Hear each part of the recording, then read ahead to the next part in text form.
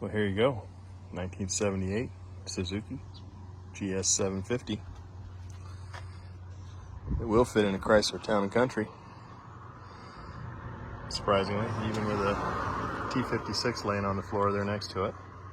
And no one got killed in the loading of the bike. So, yeah, new project. I don't think those pipes look stock, or I don't know. I'm not smart, so I don't know. Wheels hold air. Those tires are pretty weather cracked, so obviously new tires and lots of stuff. Brake disc or junk. Nice chrome on the fenders. So I mean, it looks pretty decent. I got the handlebars down so I can get it in the van.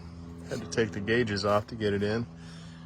You see, it's got a little fairing over there, and there's a little bar in the back there I had to take off to get it in. Seat bottom's all rusted out. A little bit of rust on top of the tank.